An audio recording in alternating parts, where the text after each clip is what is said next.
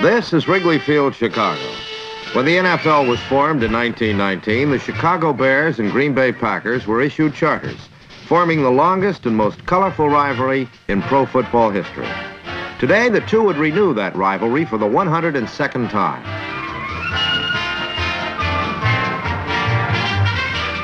Bears coach Jim Dooley has seen a dismal year go by in which his team has managed only one victory, despite the irony of possessing two of the greatest players in the game. Dick Butkus, number 51, is a living legend, perhaps the best defensive ball player in existence, and the heart and soul of a rough Bear defense. Equally legendary is Gale Sayers, who made an astonishing recovery from knee surgery to lead the league in rushing and continue his march into the Hall of Fame. Despite these two superstars, the Bears have been unable to win. The Packers are in a similar quandary. Players like Starr, Nitschke, Wood are no longer their hope. Rather, Bankston is counting on young players like Travis Williams to carry on the tradition in Titletown. So the 50th year of pro football brought together two teams who faced the challenge of becoming winners once again. I'm Jack Whitaker, and this is the NFL Game of the Week.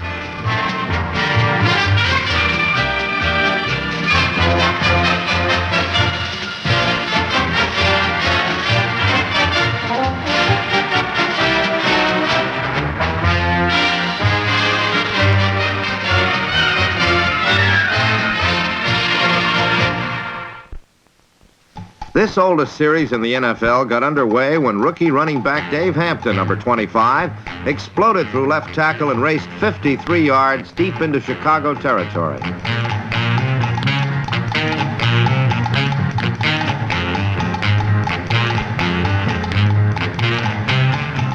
A repeat of the run shows a key block on number 37, George Youngblood, by Travis Williams. Williams and Hampton both are young and exceptionally swift. It is they who carry the running load for Green Bay, and along with Donnie Anderson, give the pack depth at setback.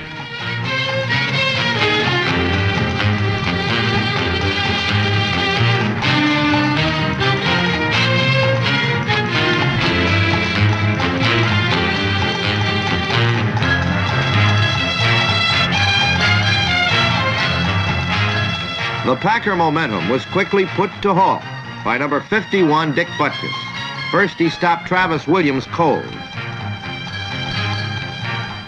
Then, even though number 68, Gail Gillingham, steamrolled the cornerback, Hampton couldn't get around right in. The reason was again number 51. An isolated view of the great Bear linebacker on the play shows his tremendous lateral pursuit. This is just one characteristic that makes Butkus one of the greatest to ever play the game.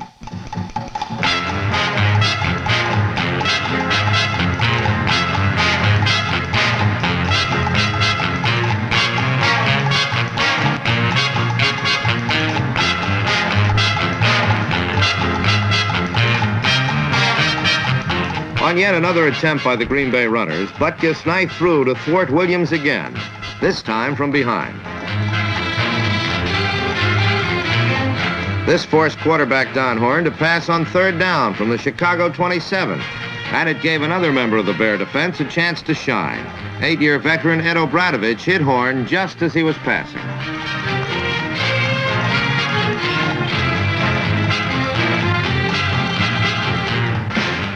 A field goal attempt by Booth Lustig from the 34 was wide to the left, and Chicago had stopped the first Packer thrust.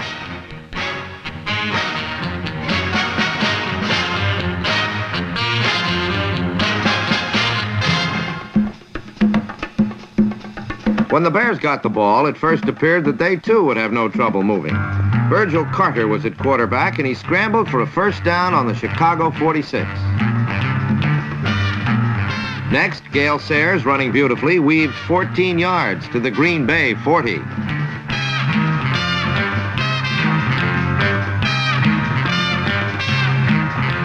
A look at the run from field level shows Sayers as he cut through a hole, juked the cornerback off his feet, and then was hauled down from behind by number 89, Dave Robinson.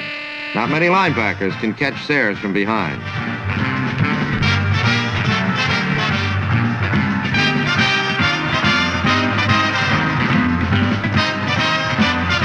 But Bear fortune changed as Carter's first pass of the day sailed through Dick Gordon's hands.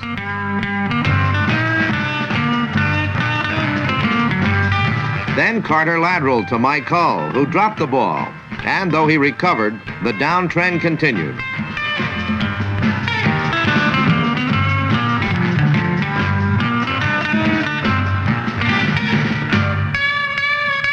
Carter went to the sweep, which Sayers runs so well. But Robinson met him hard at the line and held on until Herb Adderley, number 26, came up to help. Chicago had to give up possession.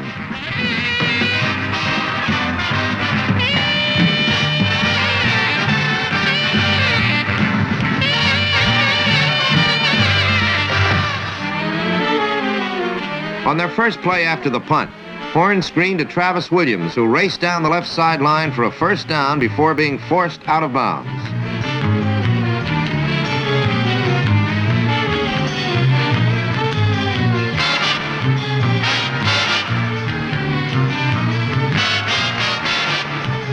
A repeat reveals why Williams went out. Although Packer blockers took 3 shots at Butkus, he shook them off and prevented Williams from turning in. Butkus almost made the tackle himself.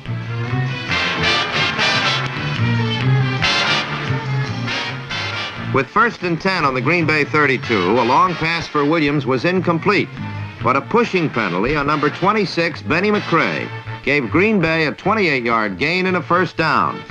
The Packers were now on Chicago's 40.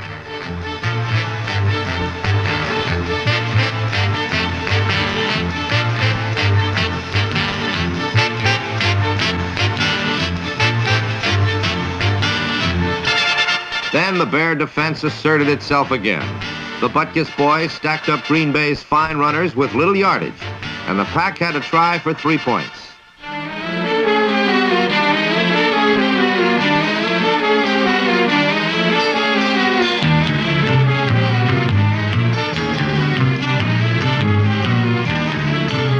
Lustig's 42-yard attempt hit the crossbar for a touchback, and fittingly it was number 51 who gleefully retrieved the ball. Over 45,000 fans were being treated to a pounding defensive duel by 2 teams who long have been synonymous with basic, brutal football.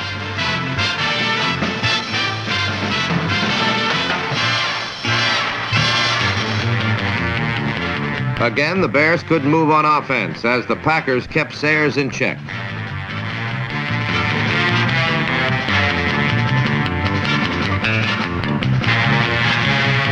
On 3rd down, Carter went to the air, but the pass was broken up on a great save by Adderley.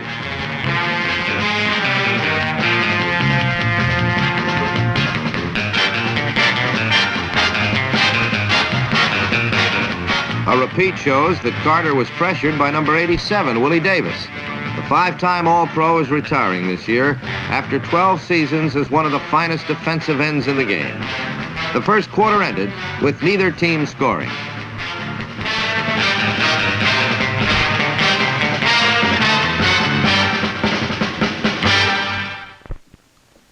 For most of the second quarter, booming Packer punts kept Chicago with their backs to their goal, and Sayers' running couldn't extract them.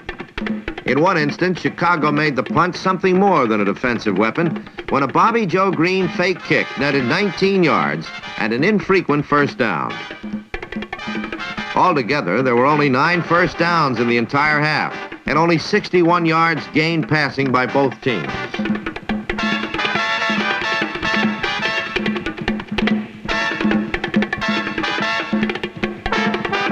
Another look at the fake shows Green's target, number 21, Cecil Turner, was completely open on the surprise play.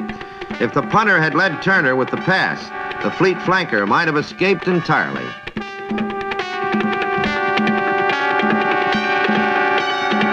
But on this day, defense prevailed. A 3rd down pass was broken up by Doug Hart, number 43, in the end zone. Intended receiver Gordon was double-teamed by Hart and Bob Jeter. Mac Percival's field goal try from the 28 was wide. It was Percival who beat the Packers last year on a free kick with 32 seconds left in the game. This game remained a shutout. Chicago was not alone in offensive futility. In the entire second quarter, Green Bay couldn't get a thing going. Their talented setbacks were stopped cold. Dave Hampton fumbled on this carry, and Benny McRae recovered. The Chicago defense was playing at its peak before packed Wrigley Field.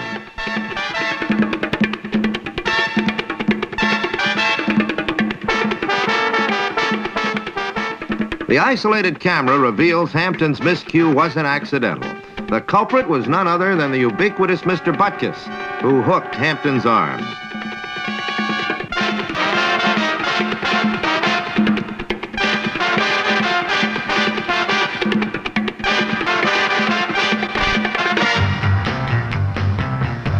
Just before the gun sounded, the Packers had possession again, and the fifth successful pass of the half was completed. It was to Boyd Dowler, who took it between three Bears on the 44. Green Bay just had time for a crack at 3 points, but Chicago needn't have worried.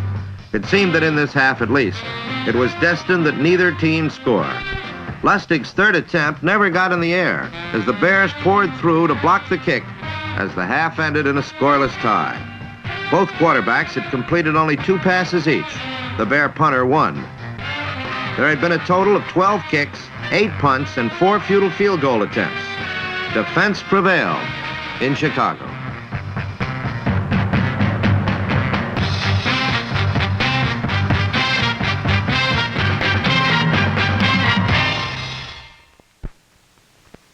The Bears opened the second half with Virgil Carter on the bench, having been unable to move his team.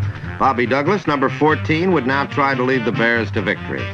But Douglas would fare no better than Carter, and his first pass of the game was almost intercepted, as the Bears once again failed to move at all. Don Horn, on the other hand, immediately led the pack to a touchdown.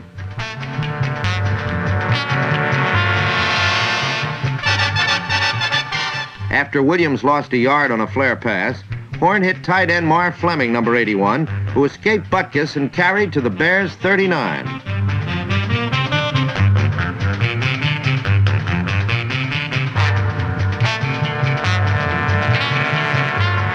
The power sweep is legend in Green Bay. Horn called it on the next play, and Travis Williams really made it work. 39 yards and a touchdown.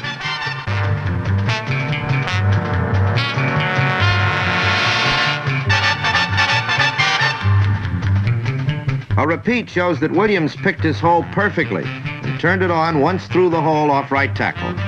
After a half of no scoring, Green Bay had suddenly bolted to a 7-0 lead in only 3 quick plays.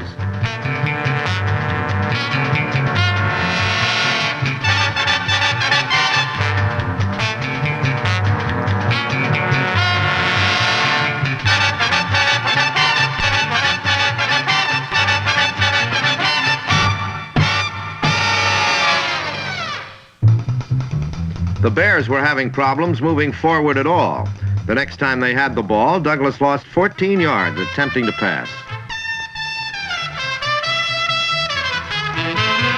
On a repeat, watch Packer right tackle Bob Brown, number 78, as he hand fights his man and beats him to Douglas for the tackle.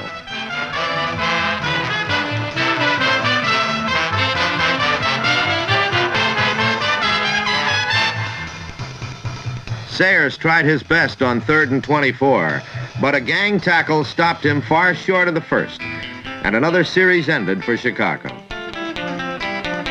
Don Horn was hot and calling a beautiful game now, mixing his plays like his teacher Bart Starr had counseled. Donnie Anderson took this pass, beat 2 defenders, and raced 49 yards to the Bears' 7 before Joe Taylor finally caught him.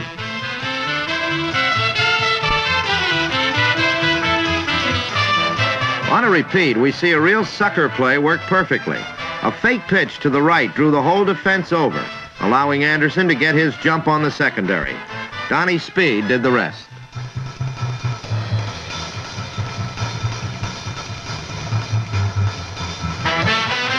Anderson almost went from hero to goat on 1st down at the 7, and number 37, George Youngblood, demonstrated his disappointment in the result.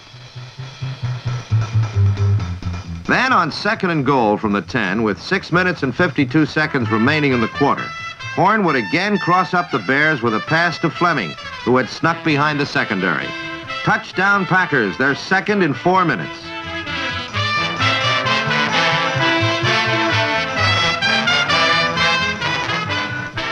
isolated camera follows Butkus on a repeat as he anticipated the pass but couldn't get between the ball and the receiver in time. In 3 plays, Horn took the Pack 55 yards, and they now lead 14-0. They were not through yet in the third quarter. Looking at the kickoff from the returner's point of view, the Bear, Cecil Turner, almost took it back all the way.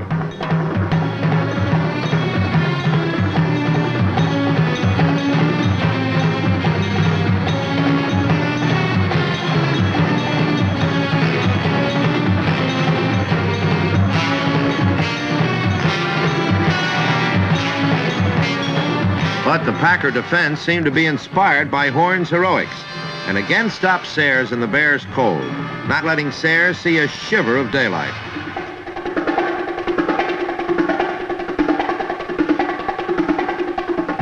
When he tried to go wide, Douglas' pitch out missed him, and only a great save by Douglas himself prevented a Packer recovery.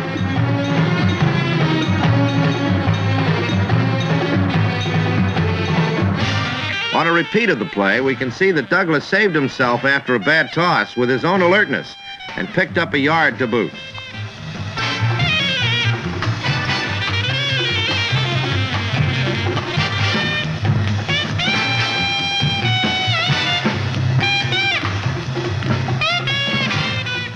But on 3rd and 5, his luck ran out. Behind good protection by number 71, Rufus Mays, Douglas dropped back and fired for Turner. Willie Wood's interception and run back gave Green Bay yet another opportunity to add to the score. The ball now on the 40.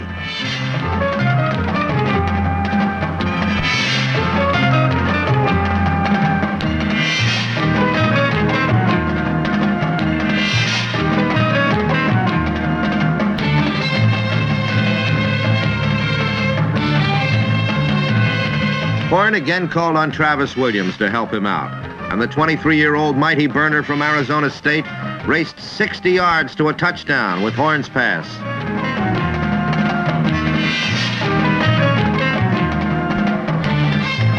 A repeat shows how devastating Williams can be. Horn bumped into his own man on his drop back, but recovered and fired to Williams, who turned it on and beat number 23, Dick Daniels, in a classic foot race to the end zone.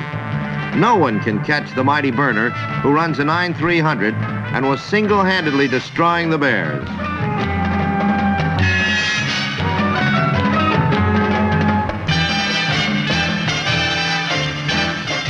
And now let's see what happened to Mr. Butkus on the touchdown. Butkus again read the play correctly and dropped back to cover. But a linebacker's desire will never beat a 9.3 sprinter.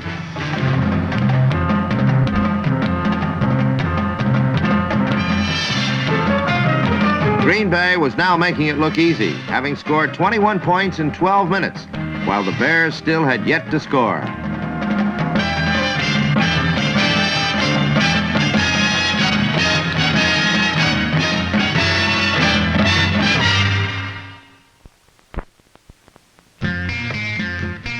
The Bears finally mounted a drive in their last series of the quarter, with help from Mr. Sayers on the kickoff that set the Bears up at their own 34.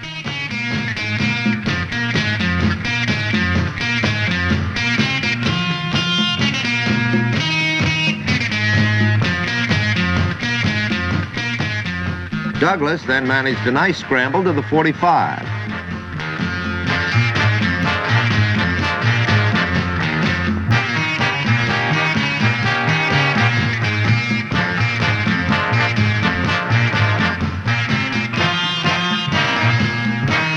Sayers finally broke through for a good gain and proved that no defense can really stop him cold.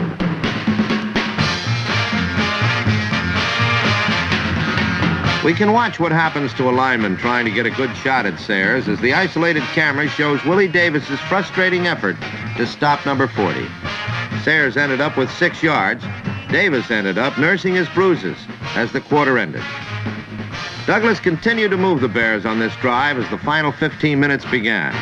He is an excellent runner and seems more at home with the ball cradled in his arms than over the center.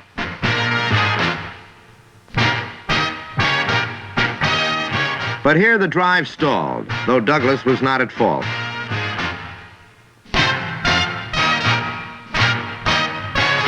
He does throw a heavy ball, and both Cecil Turner and Dick Gordon couldn't hold his rifle shots on second and third down.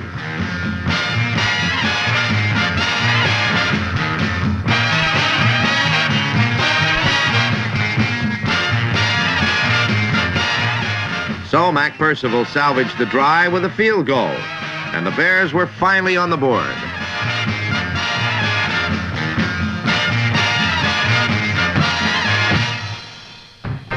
The rest of the game yielded no more points, but the action was still fast and furious, characterized by grudging defensive play. Butkus and the Bears stopped Green Bay on their only 2 series in this quarter by intercepting 2 of Horn's passes.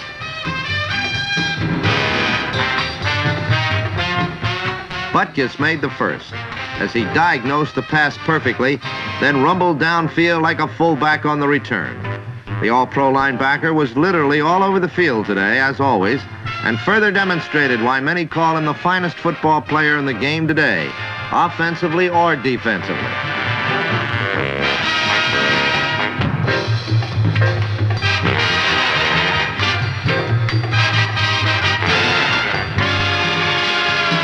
Then late in the game, the Bears stopped another threat near their own goal line. Rookie Perry Williams, number 31, a 220-pound back from Purdue, was contained by the Bear line. Then Dick Daniels came up with an interception in the end zone to end the drive.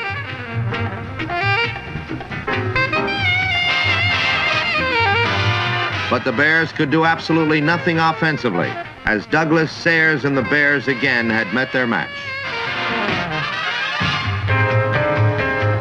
The Packers had only to run out the clock to preserve their 21-3 victory, and this they did using their good young backs, especially Dave Hampton, to do so.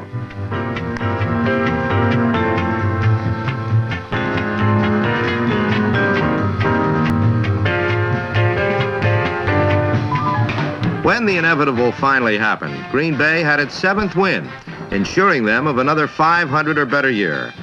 The Packers have a proud heritage, but with Horn, Hampton, Williams, and others, their greatness is now not in the past, but in the future. For the people of Chicago, high hopes before the season began have been reduced to a mere shadow of a dream, hopefully to be rekindled once again in 1970.